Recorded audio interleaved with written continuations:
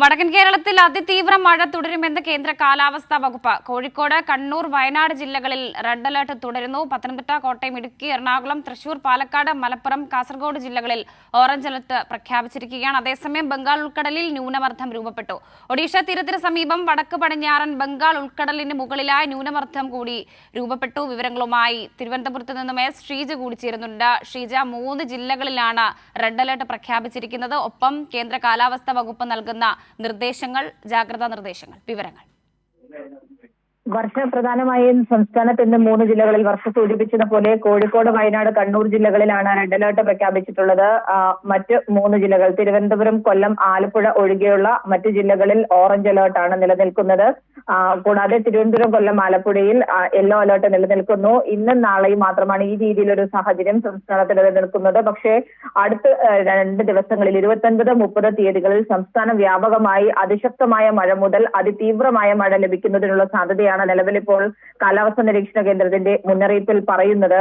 അതിനൊപ്പം തന്നെ സംസ്ഥാനത്തിന് ഈ രീതിയിൽ മഴ കൂടുതൽ ശക്തമാകാൻ ഒരു കാരണമെന്ന് പറയുന്നത് ന്യൂനമർദ്ദം രൂപപ്പെട്ടതാണ്. ന്യൂനമർദ്ദം അത് ഒഡീഷ തീരത്തിന് സമീപത്തായിട്ടാണ് വടക്ക് പടിഞ്ഞാറൻ ബംഗാൾ ഉൾക്കടലിന് മുകളിലായി ന്യൂനമർദ്ദം രൂപപ്പെട്ടിരിക്കുന്നത്. ഇതിനു പുറമെ അടുത്ത 5 ദിവസം പടിഞ്ഞാറൻ കാറ്റ് അത് കേരളത്തിന് മുകളിൽ ശക്തമായി തുടരാനുള്ള സാധ്യതയാണ് കാണുന്നത്.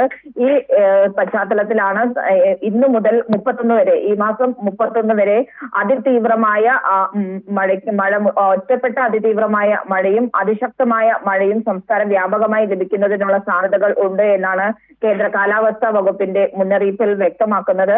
അതിന്റെ അടിസ്ഥാനത്തിൽ തന്നെ വേണ്ട മുന്നൊരുക്കങ്ങൾ നടത്താനായി സംസ്ഥാന ദുരന്ത നിവാരണ അതോറിറ്റിയും മുന്നറിയിപ്പുകൾ നൽകിയിട്ടുണ്ട്. ഒപ്പം തന്നെ ഉയർന്ന തിരമാല ജാഗ്രതാ മുന്നറിയിപ്പ് നൽകിയിട്ടുണ്ട്. ഈ സാഹചര്യത്തിൽ തീരദേശ മേഖലയും മലയോര മേഖലയും ഒരുപോലെ തന്നെ ജാഗ്രത പുലർത്തണമെന്നാണ് സംസ്ഥാന ദുരന്ത നിവാരണ അതോറിറ്റി ആവശ്യപ്പെടുന്നത്. ശരി ഷീജ, ഇപ്പോൾ വയനാട് നിന്നും ജോഷില കൂടിയുണ്ട്. ജോഷില, വയനാട് ജില്ലയിൽ റെഡ് അലർട്ടാണ്. ഇന്നലെയൊക്കെ വ്യാപകമായ മണ്ണിടിച്ചിലും ശക്തമായ കാറ്റുമൊക്കെ ഉണ്ടായ ഒരു മേഖല കൂടിയാണ്. ഇപ്പോൾ ഇന്ന് നൽകിയിട്ടുള്ള ജാഗ്രതാ നിർദ്ദേശം, ഒപ്പം ദുരിതാശ്വാസ ക്യാമ്പുകളൊക്കെ തുറന്ന് പ്രവർത്തിച്ചിട്ടുണ്ടോ?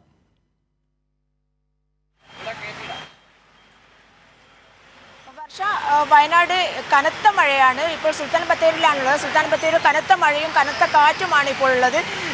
എന്തായാലും റെഡ് അലേർട്ട് പ്രഖ്യാപിച്ചിരിക്കുകയാണ്. ഇന്നലെയും ഇന്നും റെഡ് അലേർട്ടാണ്. വിദ്യാഭ്യാസ സ്ഥാപനങ്ങൾക്കെല്ലാം തന്നെ അവധി പ്രഖ്യാപിച്ചിരിക്കുകയാണ് ജില്ലാ കളക്ടർ. അതേസമയം തന്നെ സർവകലാശാല പരീക്ഷകൾ, PSC പരീക്ഷകൾ ഇവയെ ഈ അവധിയിൽ നിന്നും മാറ്റി നിർത്തിയിട്ടുമുണ്ട്.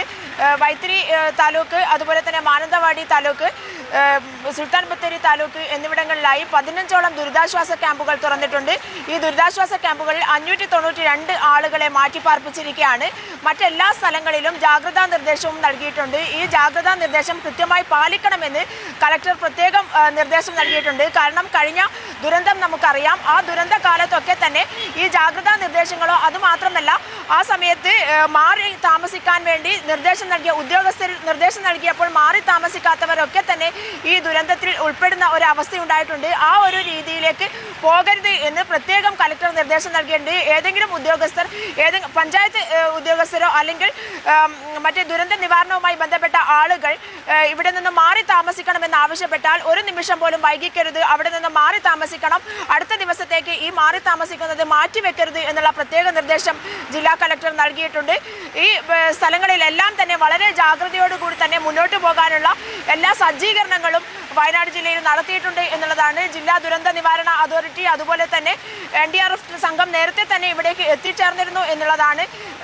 കഴിഞ്ഞ കാലങ്ങളിലെ അനുഭവം വെച്ച് എല്ലാ തരത്തിലുള്ള ജാഗ്രതയും ജില്ലാ ഭരണകൂടം സ്വീകരിച്ചിട്ടുണ്ട്. എല്ലാ സജ്ജീകരണങ്ങളും ഇവിടെ ഒരുക്കിയിട്ടുണ്ട് എന്നുള്ളതാണ്.